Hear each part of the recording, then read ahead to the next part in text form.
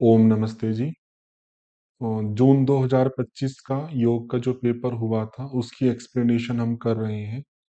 इसका पहला भाग हम पिछली बार कर चुके हैं, पिछली चर्चा में, जिसमें क्वेश्चन नंबर 90 तक हमने पूरा किया था। आगे के प्रश्न देखिएगा। कौन सी वायु विशुद्धि चक्र से संबंधित शारीरिक क्रियाओं को नियंत्रित करती है? इसका एग्जैक्ट रेफरेंस तो मुझे नहीं मिला, लेकिन कॉमन सेंस से कर सकते हैं। विशुद्धि जो चक्र है वो कंठ से संबंधित होता है, और कंठ में अनेक शास्त्रों के आधार पर जो वायु मानी जाती है वो उदान वायु स्वीकार की जाती है। तो उस आधार पर सेकंड ऑप्शन किया जा सकता है, और वही इन्होंने स्वीकार भी किया है। तो बाकी रेफरेंस मुझे कोई नहीं पढ़ने में आया, हो सकता है मेरी जानकारी में ना हो, तो आप लोग कमेंट्स के माध्यम से नीचे बता सकते हैं कि कहाँ से ये लिया गया है। अगला प्रश्न देखिए, घेरंड संहिता के अनुसार नाभि को कितने बार मेरु पृष्ठ के साथ संयुक्त करने को अग्निसार धोती कहते हैं? तो अग्निसार धोती में 100 बार मेरु पृष्ठ को नाभि को मेरु पृष्ठ पर लगाने के लिए कहा है। डायरेक्ट फैक्ट है आपका, तो सेकंड का आपका 100 हो जाएगा। अगला है, पातंजल योग सूत्र के अनुसार स्वशक्ति और स्वामी शक्ति दोनों की स्वरूप प्राप्ति का कारण क्या है? तो जो योग का चतुर्व्यूह है आपका, हे हेतु हान और हानुपाय, उस प्रसंग में आपका आता है एक सूत्र है, स्वस्वामी शक्तियों हो स्वरूपोपलब्धि हेतु संयोग। कि जो स्वशक्ति है प्रकृति, स्वामी शक्ति है पुरुष, वो उन दोनों के स्वरूप की जो प्राप्ति है, मतलब भोग और अपवर्ग की जो प्राप्ति है, उसका जो कारण है, मतलब जिसके द्वारा वे दोनों प्राप्ति होगी, वो है संयोग। तो फर्स्ट ऑप्शन आपका सही होगा, बाकी कोई भी ठीक ऑप्शन नहीं दिया है। अगला प्रश्न मांडुक्य उपनिषद से है, सूची को मैच करने के लिए कहा है। तो मांडुक्य उपनिषद में आत्मा के चतुष्पाद की चर्चा की गई है। जो वैश्वानर है वो जागृत अवस्था से जुड़ा हुआ है। जागृत अवस्था साक्षात नहीं लिखा, तो उससे जुड़ा हुआ आकार आ गया आपका, तो ए का सेकंड हो जाएगा। जो प्राज्ञ है आपका वो सुषुप्ति अवस्था से जुड़ा हुआ है, तो वो तृतीय पाद है, तो बी का आपका 1 हो जाएगा। अंतः प्रज्ञ ये स्वप्न अवस्था से जुड़ा हुआ है, तो ये आपका अंतः प्रज्ञ के आधार पे सप्तांग हो जाएगा, सॉरी तेजस हो जाएगा। और जो जागृत स्थान है ये आपका जागृत अवस्था, ये आपका सप्तांग। तो इसमें एक दिक्कत क्या है, दो ऑप्शन आपके सही मैच हो रहे हैं, क्योंकि जागृत स्थान और वैश्वानर ये दोनों एक ही अवस्था से जुड़े हुए हैं, और जो ऑप्शन बनाए गए हैं इसमें सेकंड और थर्ड दोनों ही सही होंगे। जैसे ए का सेकंड भी स्वीकार कर सकते हैं, वैश्वानर का आपका आकार कर सकते हैं, या वैश्वानर के साथ में सप्तांग भी जोड़ा जा सकता है, तो सेकंड एंड थर्ड। तो बी का 1 सही है, सी का 4 सही है। ऐसे डी के संदर्भ में भी दोनों ही संभावना है। जैसे जागृत स्थान है, ये पहली अवस्था है, तो इसके साथ में हम सप्तांग भी जोड़ सकते हैं, और इसके साथ में हम आकार भी जोड़ सकते हैं। तो जिन्होंने 2 या 3 में से कोई भी ऑप्शन ठीक किया होगा, दोनों को ही इन्होंने स्वीकार किया फाइनल आंसर की में, तो सेकंड एंड थर्ड दोनों ही ऑप्शन सही होंगे। अगला, श्वेताश्वतरोपनिषद के अनुसार ध्यान के लिए उपयुक्त स्थान कौन सा, या उपयुक्त क्रियाएं कौन सी है? तो स्थान की चर्चा में जो मंत्र आता, समय शुचौ शर्करा वन्निबालिका विवर्जिते शब्द जलाश्रयादिभिः मनोनुकूले न तो चक्षु पीड़ने गुहा निवाताश्रयणे प्रयोजयेत्। तो कुछ शब्दों का प्रयोग किया, बाकी को आप ध्यान रखिएगा, हो सकता है कि आगे की परीक्षाओं में अन्य शब्दों को पूछ ले। तो वहां पे सम कहा है कि जो स्थान है वो सम हो, समतल हो।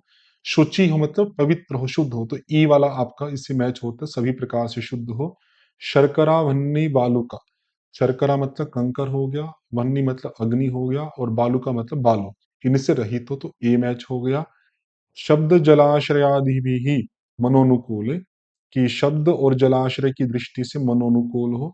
न तो चक्षु पीड़न, चक्षु को पीड़ित करने वाला ना हो, ये बी ऑप्शन होगा। नेत्रों को आराम देने वाला अथवा नेत्रों को पीड़ित करने वाला ना हो, तो ए बी ई हो गया। व्याघ्र चर्म के ऊपर बैठो या जल में हो, ये अनुसार ये वहां पर ध्यान के लिए उपयुक्त स्थान के संदर्भ में नहीं दिया गया है, तो A B E fourth option सही हो जाएगा। अगला आपका मैचिंग के लिए दिया गया है, एनाटॉमी और फिजियोलॉजी ह्यूमन आई के संदर्भ में। ये प्रश्न वैसे अगर हमें कहीं ठीक करना हो तो काफी सरल है। जैसे रोड ऑप्शन दिया हुआ है ना आपका, तो ऑप्शन से ऑप्शन मैच करके ए का सेकंड करोगे तो एक ही ऑप्शन आपका सही बनता, वो है सेकंड ऑप्शन। तो उस तरह से तो आप ठीक कर सकते हो। बाकी जानकारी की दृष्टि से आप देख सकते हैं कि जो रोडोप्सिन होता है ये हमारे आंखों के रेटिना में दो टाइप के पिगमेंट होते हैं, रोड और कोन। इनके संदर्भ में पहले भी, कोन्स के संदर्भ में पहले भी प्रश्न आया, मैंने व्याख्या की है, आप प्रीवियस पेपर्स को सुनोगे तो रोड के अंदर एक विजुअल पिगमेंट होता है जिसको रोडोप्सिन कहा जाता है। उस रोडोप्सिन में दो कंपोनेंट होते हैं, एक होता ओप्सिन, एक प्रकार का प्रोटीन होता है, और दूसरा होता आपका रेटिनल, ये विटामिन ए का ही डेरिवेटिव होता है आपका। उन दोनों को मिला के ही रोडोप्सिन बनता है। तो आपका इस तरह से ए के साथ में सेकंड मैच होगा। नेक्स्ट है ओक्यूलोमोटर मसल्स। तो ह्यूमन आई को मूव कराने के लिए छह आपकी ओक्यूलोमोटर एक्सट्रिंसिक मसल्स होती हैं। तो वो आपका 6 से मैच होगा। वो कौन कौन सी होती है? Superior rectus, inferior rectus, medial rectus, lateral rectus, superior oblique और इंफीरियर ओब्लिक। तो आई को मूव करने के लिए जो मसल्स कंट्रोल करती है, 6 मसल्स हैं जिनको ओक्यूलोमोटर मसल्स कहा जाता है। तो अभी संख्या पूछी है इन्होंने, तो हो सकता है आगे आपसे नाम भी पूछ ले। तो सिंपल सिंपल नाम है उनकी पोजीशन के आधार पे, सुपीरियर, इंफीरियर, मिडल में है तो मीडियल, लेटरल, फिर सुपीरियर, फिर इंफीरियर। और वे सुपीरियर इंफीरियर रेक्टस है, तो सुपीरियर इंफीरियर ओब्लिक, चार तो ये हो गई। फिर मीडियल और लेटरल रेक्टस, ये छह आपकी ओक्यूलोमोटर मसल्स हैं। अगला आता है आपका इमेज का। तो इमेज भी हम कॉमन सेंस से कर सकते हैं कि जो भी इमेज बनती है ह्यूमन आई में वो रेटिना पे बनती है। जो बैक पोर्शन होता है आपका आई का, उसको रेटिना कहा जाता है। उसमें रोड्स और कोन्स दोनों पाए जाते हैं जो लाइट को या डिटेक्ट करते हैं और ब्रेन तक सिग्नल सेंड करते हैं आपका। तो इसलिए इमेज के साथ में रेटिना आपका मैच हो जाएगा। और फिर तीन टाइप के कोन सेल्स होते हैं, ये पहले भी हमने पढ़ा ही है आपका, रेड, ग्रीन और ब्लू। ये कई बार पहले भी आपके प्रश्नों में आया, मैंने व्याख्या भी की है। तो डी का आपका 1 हो जाएगा। तो ये भी आपका सरलता से ठीक किया जा सकता था, तो आपका ऑप्शन बनेगा सेकंड। योग कुंडलिनी उपनिषद के अनुसार प्राणायाम का भेद नहीं है। तो योग कुंडलिनी उपनिषद में पहले दो प्रकार के कुंभक बताए, सहित कुंभक और केवल कुंभक। फिर सहित कुंभक के दो भेद आपके किए, सहित कुंभक के चार भेद किए, सूर्य भेदी, उज्जाई, शीतली और भस्त्रिका। तो वहां पे शीतकारी का उल्लेख नहीं है, शीतली भी है, उज्जाई भी है, वो सहित के अंतर्गत है। ये से प्रश्न पहले भी कई बार आया हुआ है। और अलग से केवल कुंभक भी बताया गया है, सहित और केवल करके। तो फर्स्ट ऑप्शन आपका होगा, क्योंकि उन्होंने पूछा है कि कौन सा नहीं है, तो फर्स्ट आपका सही है। संधि निर्मोचन के अनुसार विपश्यना के कितने प्रकार हैं? इसकी मुझे एग्जैक्ट जानकारी नहीं मिली। संधि निर्मोचन इनका जैन दर्शन वालों का एक ग्रंथ है, और वो ग्रंथ मेरे सामने उपलब्ध नहीं है पूरा पूरा सही रूप में। लेकिन इन्होंने जो आंसर स्वीकार किया वो तीन किया है। तो आप इसको देख सकते हैं, किसी की जानकारी में हो एग्जैक्ट कोई सही रेफरेंस मूल बुक का, तो आप कमेंट में बता सकते हैं और लोगों के लाभ के लिए। बाकी इन्होंने आंसर की में तीन स्वीकार किया है। अगला है position of ankle joint and feet during Bhujangasana. ये मूवमेंट दे रखी है आपकी एंकल ज्वाइंट की, मतलब सोल की। डोर्सीफ्लेक्शन में क्या होता है कि जो सोल होती है फुट की, वो डाउनवर्ड पॉइंट होती है। जैसे हम भुजंगासन में लेटते हैं तो जो सोल है वो नीचे की तरफ, मतलब दबती है। और उसको अगर हम ऊपर की तरफ, शिन जो है आपकी शिन बोन की तरफ, अगर हम उसको बेंड करते हैं फुट को, तो वो डोर्सीफ्लेक्शन है, जिसमें हम पैर को ऊपर की तरफ, मतलब सोल को ऊपर की तरफ खींचते हैं। इवर्जन होता है आपका जब सोल हमारी आउटवर्ड टर्न करती है, उसको इवर्जन बोलते हैं। और जब इनवर्ड टर्न करती है उसको इनवर्जन कहा जाता है। तो ये हमें भुजंगासनों में जो होता है हमारा, वो प्लेंटर फ्लेक्शन होता है। प्लेंटर फ्लेक्शन का मैंने फिर बता दिया। जो आप इसकी फिगर देख सकते हैं नेट के ऊपर, downward pointing of the foot, जो फुट है हमारा उसका डाउनवर्ड जो पॉइंटिंग होती है। आप मतलब जो पैर करते हैं, जैसे सूक्ष्म व्यायाम कराते हैं, सीधे आप बैठ गए दंडासन की पोज में, तो पैर आप ऊपर की तरफ खींच रहे हो पंजे को, तो ये होगा आपका डोर्सिफ्लेक्शन। और जब पीछे की तरफ जा रहे हैं तो जो सोल है आपकी वो अलग तरह से मूव कर रही है, तो उसको कहा जाता है प्लेंटर फ्लेक्शन। तो यहाँ पे सेकंड ऑप्शन बनेगा। बाकी के अर्थ भी मैंने आपको बता दिए हैं, इनकी पिक्चर आप ऑनलाइन देख सकते हैं। अगला प्रश्न है, घेरंड संहिता के अनुसार षट कर्म का भाग है। तो षट कर्म में वातसार भी है, दंतमूल भी है, शीत क्रम भी है, ये तीनों दिए हैं। चक्री है, ये रत्नावली के अंतर्गत है, गजकर्णी भी उसी का भाग है। घेरंड संहिता में इनका उल्लेख नहीं है। तो देखो षटकर्म से पहले भी प्रश्न था, दोबारा आ गया। तो ए सी डी सेकंड ऑप्शन हमारा सही हो जाएगा। अगला फिर घेरंड से, घेरंड के अनुसार क्रमबद्ध करें, ये फिर वही उनसे ही आ गया, षटकर्म से ही प्रश्न। तो इनमें पहले वारिसार आ जाएगा। वारिसार मतलब बी, एक सही ऑप्शन सही हो गया, बाकी चेक कर लेते हैं। वारिसार के बाद में आएगा आपका दंतमूल धोती, तो दंतमूल आ गया ई पे। उसके बाद आएगा वमन धोती। वमन धोती ये जिसके हृद धोती के अंतर्गत आता है आपका, तो डी आ जाएगा। ये क्रम पहले भी आया है लेकिन कुछ शब्द अलग थे। फिर त्राटक आएगा, जो धोती से एक अलग क्रिया है, बस्ती नेति लोनी नोली त्राटक 5वें नंबर पे आता है। और उसके बाद में कपाल भाती के 3 भेद आते, वात क्रम, वित्त क्रम और शीत क्रम। तो वात क्रम ये आ जाएगा, तो सबसे लास्ट में आएगा। तो आपका थर्ड ऑप्शन हो जाएगा BEDAC। सरल ऑप्शन थे आपके, सरलता से ठीक किए जा सकते थे। अगला, लिखित पाठ योजना के लाभ इस प्रकार हैं। तो लिखित पाठ योजना के लाभ पहले भी आए थे, ये 9th यूनिट से आपका योगाभ्यासों के अध्यापन विधियां पुस्तक से, ये कई बार पहले भी आया, फिर दोबारा पूछा गया है।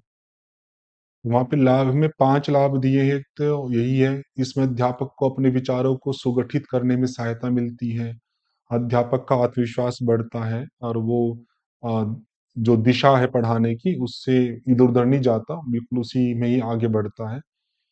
और शिक्षक को शिक्षण प्रक्रिया और उसके उद्देश्य को ध्यान रखने में सहायता मिलती है, और भविष्य की योजनाओं को बनाने में सहायता मिलती है। ये डी भी दिया गया है वहां पर।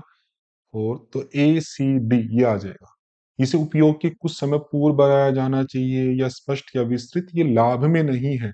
एसेंशियल्स हैं आपके, कि गुड लेसन प्लानिंग जो होगी उसमें क्या क्या आवश्यक तत्व हो, तो उसमें कई सारे दिए गए हैं।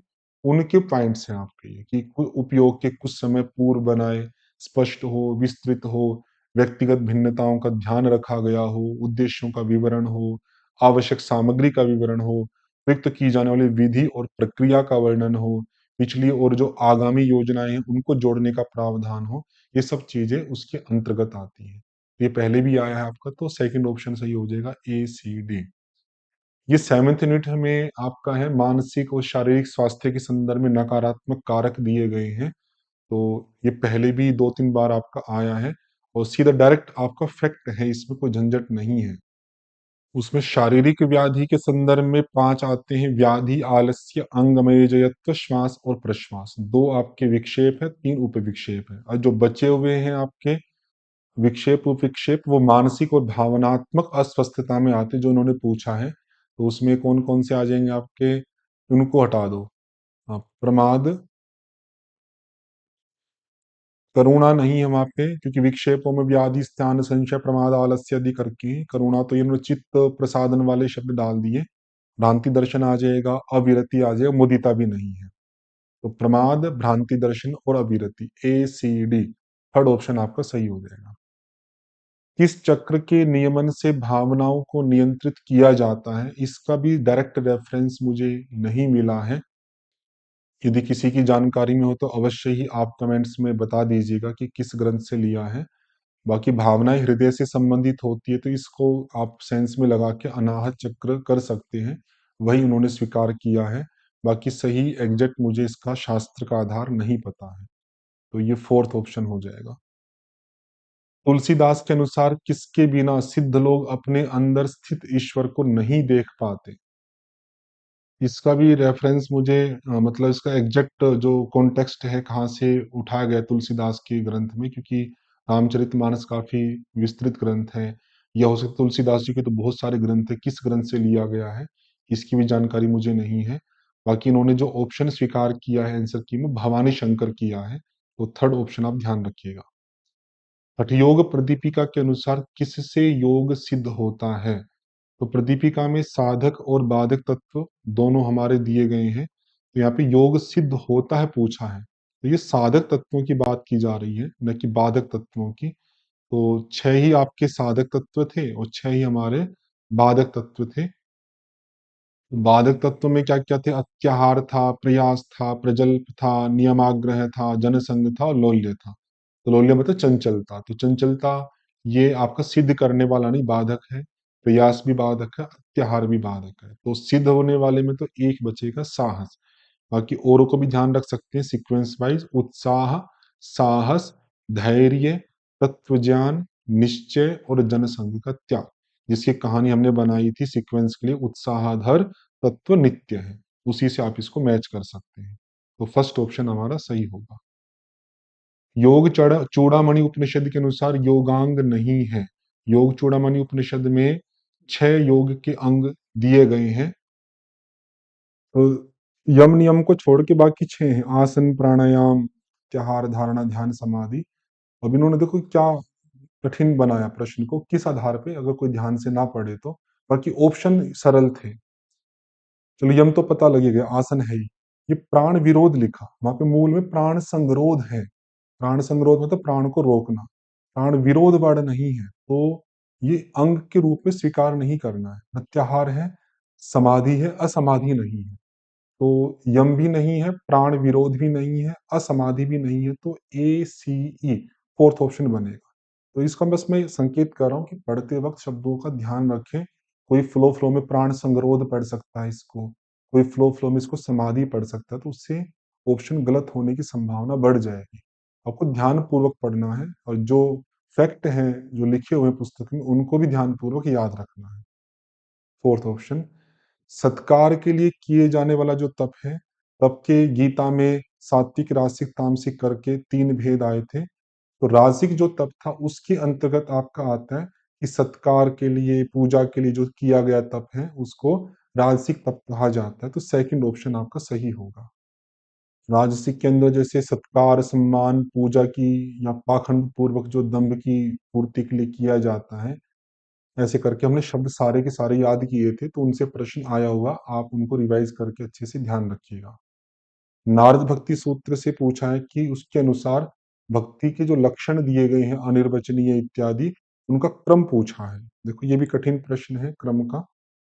तो जो नारद भक्ति सूत्र है उसमें अनिर्वचनीयम प्रेम स्वरूपम, तो पहले आता आपका प्रेम अनिर्वचनीय, तो सी आएगा। वैसे तो एक से ही सही हो रहा आपका। बाकी और भी देख सकते हैं, मुंह का स्वादवत, तो मुंह का स्वादवत मतलब गूंगे के रसा स्वाद के भांति, तो फिर ए आएगा आपका। फिर प्रकाशते क्वापि पात्र, वो किसी किसी पात्र में ही प्रकाशित होता है, तो किसी किसी पात्र में प्रकाशित होती है, ये आपका थर्ड नंबर पे आएगा। फिर आया गुण रहितम, कामना रहितम, प्रतिक्षण वर्धमानम, अविच्छिन्नम, सूक्ष्मतरम, अनुभव रूपम। तो गुण रहितम, कामना रहितम, तो सी ए बी ई डी। बाकी औरों को भी आप ध्यान रखिएगा, मैंने आपको बोल ही दिया है। तो नाथ भक्ति सूत्र से भी 1-2 साल से ठीक ठाक प्रश्न आ जाते हैं। सीक्वेंस भी कई बार पूछा गया है। भक्ति के प्रभाव का भी है, यहाँ पर भी है। और भी आपके पूछे जा सकते हैं, तो अच्छे से याद रखिएगा। फर्स्ट ऑप्शन सही हो जाएगा। यहाँ पे सिगमंड फ्रायड के साइकोसेक्सुअल डेवलपमेंट की स्टेजेस पूछी गई है। 5 स्टेज है, उनका सीक्वेंस इन्होंने पूछा है, सीक्वेंस बताना है। तो उसमें पहले आता है ओरल, तो डी आ जाएगा आपका। ओरल के बाद एनल आता है, ई आ जाएगा। फिर आता है फैलिक स्टेज, फिर बी आ जाएगा, तो डी ई बी। फिर आता है आपका लेटेंसी और अंत में आता है जेनिटल स्टेज। ये भी हमने पढ़े थे, सीक्वेंस वाइज याद रखिएगा इनको। तो फर्स्ट ऑप्शन सही हो जाएगा। पातंजल योग सूत्र के अनुसार पुरुष की ख्याति से प्रकृति के गुणों में तृष्णा के अभाव को क्या कहते हैं? ये पहले भी आया आपका। ये पर वैराग्य, तत्परम पुरुष ख्याते है गुण वैतृष्ण्यम। और ऑप्शन सरल इसलिए है कि पर अपर करके 2 भेद नहीं लिखे, सिंपल वैराग्य लिखा है, तो वैराग्य हो जाएगा। अभ्यास नहीं है, तत्र स्थितौ यत्नोऽभ्यास, उसकी परिभाषा अलग है। कैवल्य की परिभाषा अलग है, पुरुषार्थ शून्यानाम गुणानाम प्रतिप्रसवः कैवल्यम स्वरूप प्रतिष्ठा व चिति शक्ति ही। और एकत्रित एक वैसे शब्द डाल दिया। हमारा थर्ड ऑप्शन आपका सही होगा, वैराग्य। लेशा ध्यान के अनुसार सूची 1 को सूची 2 से मिलाएं। इसकी विस्तार से एक्सप्लेनेशन मैंने जो चैलेंजेस वाली जो वीडियो थी उसमें मैंने इसको डाला था, तो आप वहां पर इसको देख सकते हैं। तो अभी के लिए तो आप जैसे ज्योति केंद्र है वो सफेद रंग से जुड़ा हुआ है, क्योंकि सफेद जो रंग है वो प्रकाश का, पवित्रता का, ज्योति का प्रतीक माना जाता है, तो ए का आपका 3 बनेगा। जो आनंद केंद्र है आपका वो हरे रंग से माना जाता है जुड़ा हुआ। हरा रंग है वो शांति और संतुलन को दर्शाता है, उसके आधार पर आनंद को जोड़ा जाता है। वैसे तो निश्चित कलर है, आप इनको साइट पे देखेंगे तो आपको मिल जाएंगे। विशुद्धि केंद्र है जो आपका वो नीले रंग से जुड़ा हुआ है, और दर्शन केंद्र है वो अरुण लाल रंग से जुड़ा हुआ केसरिया। तो बाकी जो प्रॉपर एक्सप्लेनेशन है प्रमाण के आधार पर वो आप जो चैलेंज वाली वीडियो उसमें देख सकते हैं, क्योंकि उसमें टाइम लगेगा, इसलिए आपका थर्ड ऑप्शन सही है। योग वशिष्ठ के अनुसार चित्त के ऊपर विजय पाने के उपाय निम्न में से क्या है? इसका भी एग्जैक्ट रेफरेंस मुझे नहीं मिला, क्योंकि योग वशिष्ठ काफी बड़ा ग्रंथ है और चित्त के संदर्भ में चर्चा भी अनेकत्र की गई है। बाकी कॉमन सेंस से इसको कर सकते हैं, जैसे साधु संगति उसकी चर्चा आती है। भोजन के त्याग की कोई चर्चा नहीं है। वासनाओं को त्यागना, मतलब वासनाएं जो संस्कारों में है उनको हटाना। तेजी से श्वास लेना इसकी बात नहीं है। अध्यात्म विद्या की प्राप्ति इसकी बात है। मतलब योग वशिष्ठ जो है अद्वैत परक एक अध्यात्म का ग्रंथ है, उस आधार पे साधु संगति, वासना का त्याग, अध्यात्म विद्या की प्राप्ति, ये ऑप्शन ज्यादा संगत लगते हैं। तो फर्स्ट ऑप्शन आपका सही हो जाएगा, वही उन्होंने स्वीकार किया है। एग्जैक्ट पूरा रेफरेंस श्लोक का उसके लिए थोड़ी मेहनत करके ढूंढना पड़ेगा, अभी मुझे ध्यान में नहीं आ रहा कि कहाँ से लिया गया होगा। अथर्ववेद की पिप्लाद शाखा से संबंधित उपनिषद है। तो अथर्ववेद की पिप्लाद शाखा से संबंधित जो उपनिषद है वो प्रश्नोपनिषद है। वैसे तो अथर्ववेद के प्रश्न मुंडक मांडुक्य 3 है, लेकिन ये पिप्लाद शाखा है। अथर्ववेद की 9 शाखाएं आपकी, उनके हमने नाम याद किए थे। और वो कैसे है कि प्रश्नोपनिषद में पिप्लाद ऋषि से 6 व्यक्ति है प्रश्न पूछने जाते हैं। पिप्लाद ऋषि से संबंधित होने के कारण से प्रश्नोपनिषद को पिप्लाद शाखा से संबंधित माना जाता है। तो तीसरा आंसर आपका सही हो जाएगा। अगला आपका निम्न में से कौन से आसन हठयोग प्रदीपिका में वर्णित नहीं है? प्रदीपिका में स्वस्तिकासन है, गोमुख है, वीर है, कूर्म है, कुक्कुट है, उत्तान कूर्म है, धनुरासन है, मत्स्येंद्रासन है, पश्चिमोत्तान है, मयूर है और शवासन। ये 4 वो सिद्ध भद्र सिंह पद्म है। तो वहां पे बकासन नहीं है, मत्स्यासन नहीं है और वीरभद्रासन नहीं है। B C D second option आपका सही हो जाएगा। बाकी सिद्धासन भी है वहां पे और धनुरासन भी है। भेड़ संहिता के अनुसार द्वादश दल युक्त कमल दल क्रमशः कौन से हैं? तो घेरण संहिता में ध्यान का जो चैप्टर है आपका छठा, उस ध्यान वाले चैप्टर के अंदर वहाँ ध्यान की प्रक्रियाएं दी हैं, स्थूल ध्यान, सूक्ष्म ध्यान आदि करके। उसी प्रक्रियाओं के संदर्भ में एक बीज मंत्र से युक्त ध्यान वहां पर दिया गया है। उसमें 12 बीज मंत्र दिए हैं, उनका ही यहाँ पे क्रम पूछा है। तो हसक्षम लवरयुम हसखफ्रे, हसक्षम लवरयु हसखफ्रे, थर्ड ऑप्शन आपका सही होगा। ये आपका क्रम बनेगा। तो ये स्थूल ध्यान के संदर्भ में हमने क्लास में याद कराया था। जन्म काल के अनुसार क्रमबद्ध करें कि पहले कौन हुए उसके बाद कौन हुए, इस आधार पर। फर्स्ट यूनिट से आपके पूछा गया है, उसमें कई सारे योगी आपके सिलेबस में दिए हैं, उनका जन्म के आधार पर है। तो इसमें पहले आपके आ जाएंगे श्री श्यामाचरण लाहिड़ी, फिर स्वामी शिवानंद सरस्वती, फिर टी कृष्णमाचार्य, फिर महर्षि महेश योगी और अंत में आपका है स्वामी राम हिमालय वाले। बाकी और भी नाम है, उनके भी क्रम वाइज आप याद कर सकते हैं। ये क्रम इन्हीं का पहले भी आया था, ये दूसरी बार प्रश्न है, बस नाम आपके अलग है। तो थर्ड ऑप्शन आपका सही हो जाएगा।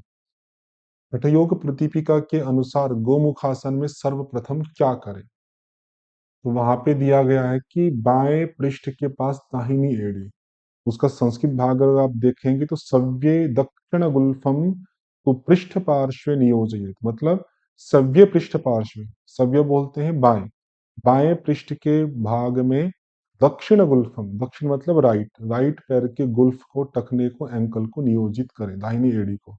तो बाएं पृष्ठ के पास दाहिनी एड़ी, पहले यही करने के लिए कहा गया। फिर दूसरा दक्षिणेपि सव्यम, फिर बाएं पैर के एड़ी को दाहिने पैर, दाहिने पृष्ठ की तरफ करें, इसको गोमुख उन्होंने कहा है। तो फर्स्ट ऑप्शन आपका हो जाएगा।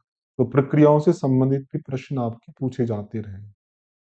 फिर आहार के संदर्भ में पूछा है आपका कि कौन सा कैसा है। तो स्निग्ध आहार का तो पहले भी आया है आपका इसी में ही, स्निग्ध आपका सात्विक आहार में आता है, तो ए का दो, इसी से आपका आंसर सही हो गया। जो तिल है आपका, वो अपथ्य के अंतर्गत आता है, तिल का तेल, तो बी का आपका वन हो जाएगा। जो सोंठ है आपका, ये सी वाला, वो पथ्य के अंतर्गत आता है, तो ये सी का फोर हो जाएगा। उसके आप देखेंगे हठ प्रदीपिका के आधार पे। और जो अम्ल रस है, कटु अम्ल इत्यादि करके गीता में, वो राजसिक आहार के अंतर्गत आती है, तो डी का आपका तीन हो जाएगा। तो उस आधार पे आपको दोनों को मिक्स किया है, गीता और प्रदीपिका को, तो आपको फर्स्ट ऑप्शन सही हो जाएगा। फिर हठ योग प्रदीपिका श्लोक के अनुसार हठ योगाभ्यास के योग्य देश के वर्णन को अनुक्रम में व्यवस्थित कीजिए।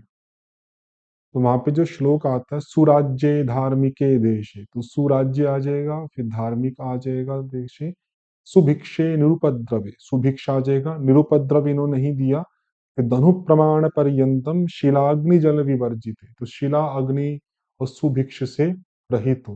ये थोड़ा गलत लिख दिया उन्होंने, शिला अग्नि से रहित लिखना चाहिए था, सुभिक्ष तो होना चाहिए।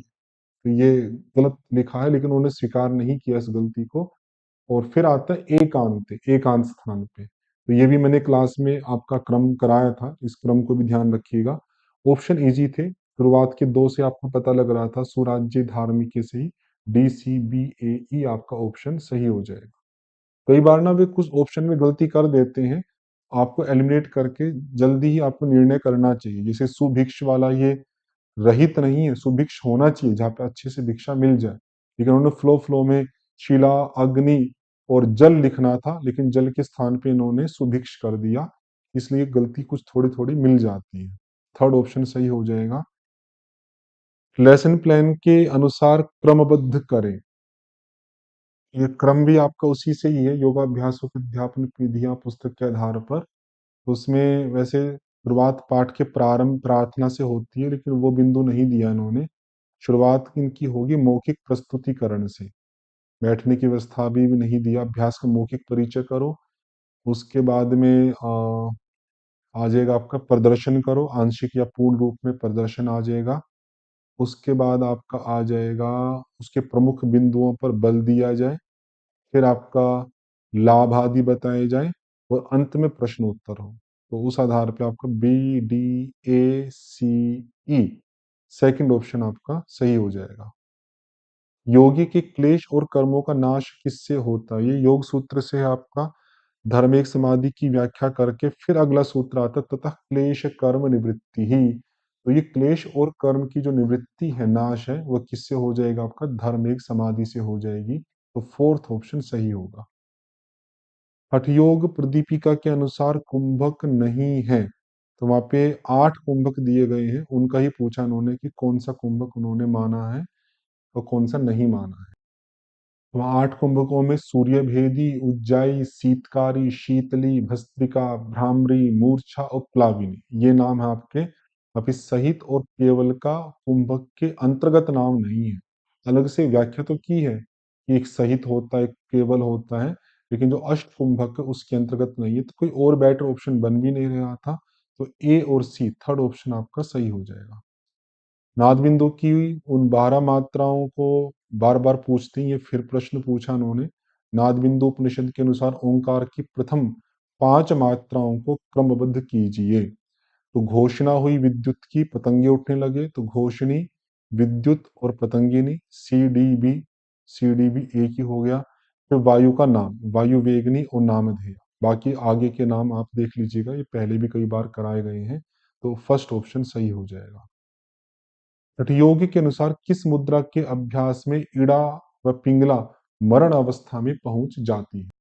इस मृत अवस्था की जो स्थिति है वो दो मुद्राओं में होती है आपकी, दोनों ही ऑप्शन उन्होंने बाद में स्वीकार किए, महावेद में भी है और महामुद्रा में भी है।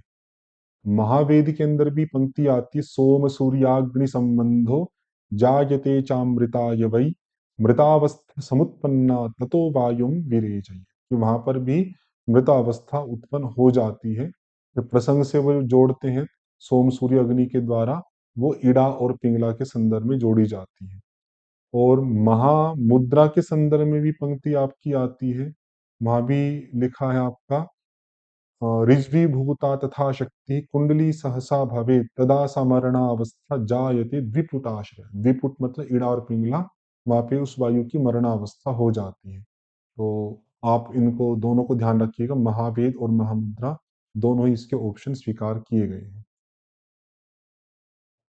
घटरत्नावली के अनुसार कर्मों को बताएं कि कौन कौन से कर्म वहां पर स्वीकार किए गए हैं।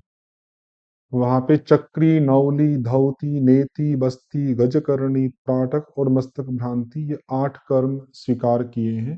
उसमें ये सारे आ गए। शंख प्रक्षालन नहीं है, तो उन्होंने पूछा कि कौन से स्वीकार किए हैं, तो A B C D first option हमारा सही हो जाएगा, ई नहीं है। फिर मैचिंग का है आपका, हठयोग के अनुसार सूची 1 को सूची 2 के साथ में मिलाएं। तो ये जो 4 अवस्थाएं हैं, आरंभ, घट, परिचय, निष्पत्ति, उनके संदर्भ में ये प्रश्न पूछा गया है। तो हृदयाकाश मतलब हृदयाकाश में शून्य में अनाहत शब्द का श्रवण होता है, तो अनाहत से हृदय जुड़ेगा और उस शून्य वहां पे लिखा ही हुआ, तो ए का 3 हो गया। और जो विशुद्धि आकाश है आपका, उसका संबंध हमारा अति शून्य हो जाएगा, बी का सेकंड।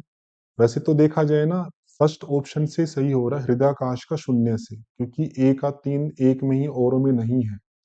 और जो बी का सेकंड माना है, विशुद्धि आकाश का अति शून्य, ऐसा मूल में पढ़ने में नहीं आता, हो सकता है कि किसी और में हो, क्योंकि वहां जो मूल शब्द है द्वितीयायाम घटीकृत्य वायुर्भवति मध्यगः दृढ़ासनो भवेत योगी ज्ञानी देव समस्तदा विष्णु ग्रंथे ततो भेदात परमानंद सूचक अतिशून्य विमर्दश्च भेरी शब्द तदा भवे। मतलब वहां पे अति शून्य शब्द तो है, लेकिन वो विशुद्धि से जुड़ा हुआ है, ऐसा वहां पे साक्षात शब्द मेरे पास जो है बुक उसमें नहीं देखने में आया। लेकिन कोई और बेटर नहीं था तो यही स्वीकार करना पड़ेगा। और जो सी है आपका भ्रूमध्य आकाश, उसके साथ में महाशून्य जुड़ेगा। महाशून्य वाले में भी पंक्ति वही है भ्रूमध्य का, तृतीयायाम तु विज्ञेयो विहायो मर्दल ध्वनि महाशून्यम तदा याति सर्व सिद्धि समाश्रय। तो ये भ्रू मध्य में आपका महाशून्य हो जाएगा, ये डायरेक्ट मैच होता है। और फिर डी है आपका कंठ स्थान, वहां पे मध्य चक्र जोड़ा है, ये एक अलग से नाम है, ये उन अवस्थाओं से नहीं जुड़ा है, क्योंकि कंठ वाले को मध्य चक्र कहा गया है। तो 3 ये जो ऊपर के थे ये अवस्थाओं से जुड़े हैं, और कंठ को मध्य चक्र ये अलग से, जालंधर बंध है कंठ से संबंधित है, और जालंधर बंध के लिए एक सिनोनिम वहां पे दिया गया है हट प्रदीपिका में, वो है मध्य चक्र। इस आधार पर आपको फर्स्ट ऑप्शन सही हो जाएगा। घेरंड के अनुसार भुजंग आसन में अंगुष्ठ से लेकर नाभि पर्यंत भाग को इस प्रकार करें। तो ये कॉमन सेंस से भी किया जा सकता है, क्योंकि भुजंग आसन में जो अंगुष्ठ से लेकर नाभि पर्यंत भाग है वो भूतल पर स्थापित होता है, और वक्षस्थल और सिर का भाग उसको आगे की तरफ उठा के रखते हैं। वही वहां पर कहा है अंगुष्ठ नाभि पर्यंतम अधोभूम विन्यसेत। अंगुष्ठ से नाभि पर्यंत भाग को अधोभूम मतलब भूमि पर, विन्यसेत मतलब रखे। ये भी प्रक्रिया से देखो, इस बार प्रक्रिया से 2-3 प्रश्न आपके आए हैं। भुजंगासन से दूसरा प्रश्न है, एक टेक्निकल पूछा था एनाटॉमिकल, और एक आपका प्रक्रिया से सामान्यतः पूछ लिया। अच्छी पाठ योजना के गुण नहीं है, पहले पाठ योजना के लाभ के संदर्भ में पूछा था, अब उनके गुण मतलब एसेंशियल्स जो है उसके बारे में पूछा, वो नहीं में पूछा है। विस्तृत वाला तो था ही, स्पष्ट होनी चाहिए, विस्तृत होनी चाहिए, it should be specific and detailed. आवश्यक सामग्री की पुष्टि करने वाली की वाली वही पाठ योजना हो, मतलब उसमें आवश्यक सामग्री को भी विवरण दिया गया हो, साधकों की भिन्नताओं को ध्यान में रखा गया हो, it should take cognizance of individual differences, वो भी है। ये नहीं है पहले वाला, सभी योगाभ्यासों हेतु सामान्य पाठ्य योजना, ये वैसे भी लॉजिकली गलत लगता है, अलग अलग योगाभ्यास के हिसाब से पाठ्य योजना अलग अलग होगी, सबके लिए सेम करना ये उपयुक्त नहीं होता है। तो गुण नहीं है पूछा था तो फर्स्ट आपका हो जाएगा, ये कॉमन सेंस से भी कर सकते थे। घेरंड के अनुसार मुद्रा का क्रम श्लोकों के अनुसार है। घेरंड संहिता में 25 मुद्राएं हैं, तो उनमें से कुछ को देख के इन्होंने क्रम पूछा है। तो इनमें दिए हुए में जैसे महामुद्रा, नभो मुद्रा, उड्डीयन बंद, तो आपका डी से शुरुआत होगी, उड्डीयन बंद। उड्डयन के बाद में फिर जालंधर, मूलबंद, महाबंद, महावेद, फिर महावेद आ जाएगा आपका ई वाला। उसके बाद आ जाएगा आपका खेचरी विपरीत करनी, फिर विपरीत करनी आ जाएगा सी। और फिर आ जाएगा आपका अश्विनी, बहुत बाद में दिया है। और अश्विनी, पाशिनी, फिर काकी, मतलब काफी आगे पीछे के दिए हैं, लेकिन जो दिए उसमें जो बेस्ट आपका है, मतलब जो क्रम बनेगा वो आपका फर्स्ट ऑप्शन है, DECVA। बाकी क्रम मैंने याद कराए, उनको भी ध्यान रखिएगा। प्रणव में सूक्ष्म प्रपंचाभिधायक कौन है? तो एग्जैक्ट बिल्कुल नहीं मिला, देखिए योग चूड़ामणि उपनिषद में आकार उकार मकार को जोड़ते हैं तो अकार को स्थूल बोलते हैं, उकार जो है उसको सूक्ष्म प्रपंच के साथ जोड़ते हैं, तो मुझे लगता है उसी से जुड़ा हुआ है। तो प्रणव में जो उकार है वो सूक्ष्म प्रपंच का विधायक है, प्रपंच मतलब संसार का, अकार स्थूल का, उकार सूक्ष्म का, तो सेकंड ऑप्शन आपका सही हो जाएगा। कठोपनिषद के अनुसार बुद्धि से और सुनने से कौन प्राप्त नहीं होता है? तो ये भी आपका पहले आया है पंक्ति, नायम आत्मा प्रवचनेन लभ्य न मेधया न बहुना श्रुतिना, तो आपका आत्मा ऑप्शन हो जाएगा। वो आत्मा न प्रवचन से, न बुद्धि से, न मेधा से, इन सब से प्राप्त नहीं हो सकता। यम एव एष वृणुते तेन एव लभ्य, जिसका वो वर्ण करता वही उसको प्राप्त कर सकता है। फिर नाद बिंदु उपनिषद में पहले प्रणव की 12 मात्राओं से प्रश्न था, अब ऊपर ये हंस रूपी जो प्रतीक था उससे आ गया, कि वहां पे अकार उकार मकार और अर्ध मात्रा के संदर्भ में आपका प्रतीकात्मक प्रयोग दिया गया है, उसी को उन्होंने प्रश्न में पूछा है। तो जो अकार है आपका वो दक्षिण पक्ष का प्रतीक है, उकार ऊ से ऊ आप याद रख सकते हैं उत्तर पक्ष का प्रतीक है, मकार पुच्छ का प्रतीक है और अर्धमात्रा मस्तक का प्रतीक है। और भी बहुत सारे प्रतीक है जो दिए गए हैं, उनको भी आप ध्यान में रखिएगा, तो फर्स्ट ऑप्शन सही हो जाएगा। Sequence of hearing through hearing organs, इनका सीक्वेंस पूछा उन्होंने, कान के संदर्भ में ये प्रश्न है आपका। इसमें पहले है कि जो हमारा आउटर ईयर है उसको ओरिकल भी कह सकते हैं या पिन्ना भी कह सकते हैं हम।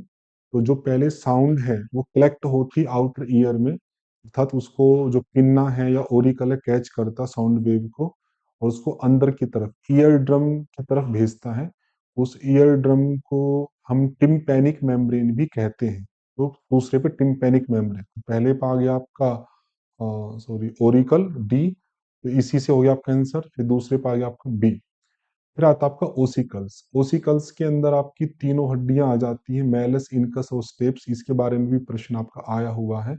यहाँ से आपकी ध्वनि गुजरती, ये मिडल ईयर है आपका, ये एम्पलीफाई करता है उसको, और फिर वो इनर ईयर की तरफ आगे मूव कर जाती है। तो उसी में फिर आपका आगे वेस्टिब्यूल आएगा, फिर आपका कोक्लिया आता है। तो कोक्लिया क्या करता है, उसको फिर आपका नर्व इम्पल्सिस में कन्वर्ट करता है, मतलब वो कंपन थी, वेस्टिब्यूल उसको इनर ईयर में पहुंचाएगा, कोक्लिया है उनको नर्व इम्पल्सिस में चेंज कर देता है। तो इनका क्रम आप आगे के लिए भी ध्यान रखिएगा, और थोड़ी थोड़ी एक्सप्लेनेशन भी मैंने इसमें की, तो फोर्थ ऑप्शन सही हो जाएगा। नारद भक्ति सूत्र के अनुसार कौन एक दूसरे पर आश्रित है? तो वहां पे कहा गया है कि भक्ति योग की चर्चा चली रही है, बीच में आपका फिर कर्म योग ज्ञान योग को भी कहते हैं कि कर्म योग और ज्ञान योग से भक्ति योग श्रेष्ठ है क्योंकि वो फल रूप है। फिर कहा कि कुछ आचार्य ऐसा मानते हैं कि भक्ति का साधन ज्ञान योग है, और कुछ कहते हैं दोनों एक दूसरे पर आश्रित, अन्योन्य आश्रय। तो वहां पर जो दोनों एक दूसरे पर आश्रित वाली बात पूछी है वो ज्ञान योग और भक्ति योग के संदर्भ में है, तो ज्ञान एवं भक्ति आपका यहाँ पर सेकंड ऑप्शन के रूप में आ जाएगा। सांख्य के अनुसार तत्व की सृष्टि प्रक्रिया में नहीं है, तो महत्व भी है आपका, अहंकार भी है, महाभूत भी है, सत्व और रज ये आपके नहीं है, अर्थात बी और ई थर्ड ऑप्शन आपका हो जाएगा। ये सीधा सीधा फैक्ट है। पातंजल योग सूत्र में शरीर की निम्न काय संपदाएं हैं, ये पहले भी आया हुआ आपका। रूप, लावण्य, बल, वज्र, संहननत्व, चार है आपके। तो वज्र वाला भी है, रूप भी है, लावण्य भी है, बल भी है। सेकंड ऑप्शन आपका सही हो जाएगा, बाकी सही नहीं है। जैसे वज्र के समान कठिन तो है, रूप भी है, देह नहीं है। यहाँ पे देह, रूप आदि कुछ कुछ दिया, कुछ कुछ नहीं है, बाकी चारों जो एग्जैक्ट मैच होते हैं आपके, वही सेकंड ऑप्शन है। वज्र के समान कठोर, रूप, लावण्य और बल। और क्रम करेंगे तो इसका बनेगा रूप, लावण्य, बल और वज्र संहननत्व। इस क्रम से वहां पर इनको लिखा गया है। मुंडकोपनिषद में वर्णित पराविद्या के अनुसार ब्रह्म कैसा है? तो मुंडकोपनिषद में पराविद्या और अपराविद्या में पहले अपरा को बता के परा बताया, अथ परा यया तदक्षरम अधिगम्यते। उसके बाद में उस ब्रह्म की कुछ विशेषताएं बताई, उन्हीं को लेके उन्होंने प्रश्न पूछा है। तो वो कुछ शब्द इन्होंने लिखे हैं, बाकी आप लोग भी फिर बाद में देख सकते हैं। वहां पे आता है यत् तद अदृश्यम, जिसको नहीं देखा जा सकता, अग्राह्यम, जिसका ग्रहण नहीं किया जा सकता, अगोत्रम, जिसका कोई गोत्र नहीं है, अवर्णम, जिसका कोई वर्ण नहीं है, अचक्षुः श्रोत्रम, जिसकी आंखें और श्रोत्र नहीं है, अपाणिपादम, जिसके हाथ और पैर नहीं है, नित्यम। तो यहाँ पे आप देखेंगे अदृश्यम हो गया, अग्राह्य हो गया आपका, और नित्य हो गया, BDE। उसके अलावा नित्यम, विभुम, सर्वगतम। यहाँ पे देखो असर्वगत है, बाकी वहां पे शब्द है वो सर्वगत है। सुसूक्ष्मम, सर्वगत मतलब चारों तरफ गया हुआ है, व्याप्त है। सुसूक्ष्म मतलब अच्छी प्रकार से सूक्ष्म है। अव्ययम भी लिखा है।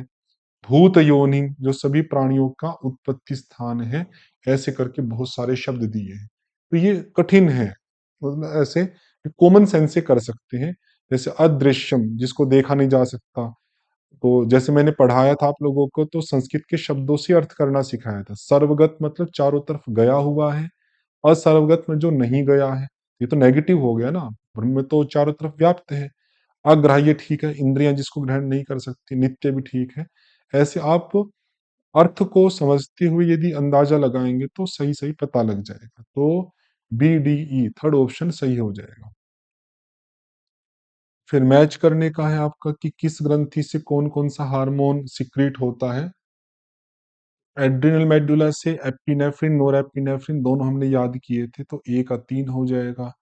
पिट्यूटरी में एंटी और पोस्टी पिट्यूटरी करके बहुत सारे हार्मोन्स थे, तो यहाँ पे हमारा ऑक्सीटोसिन मैच होता है आपका एंटी पिट्यूटरी से, तो B का 4 हो जाएगा। एड्रिनल कोर्टेक्स में 3 थे आपके, एंड्रोजन, कोर्टिसोल, एल्डोस्टेरोन, तो कोर्टिसेल मैच हो जाएगा। ओवेरीज में एस्ट्रोजन और प्रोजेस्टेरोन थे आपके। रिलैक्सिन और इनहिबिन भी थे, 4 थे आपके जो पहले पूछे गए हैं आपके। रिपीट है आपका ये, तो आपका एस्ट्रोजन हो जाएगा। इस तरह से मैच करेंगे तो आपका फोर्थ ऑप्शन सही होगा। कौन सी धोती क्रिया पित्त एवं कफ का नियमन करती है? देखो, ये फिर वही हिरण संहिता के षटकर्म से है। तीसरा या चौथा प्रश्न है, षटकर्म से ही है, हिरण संहिता के।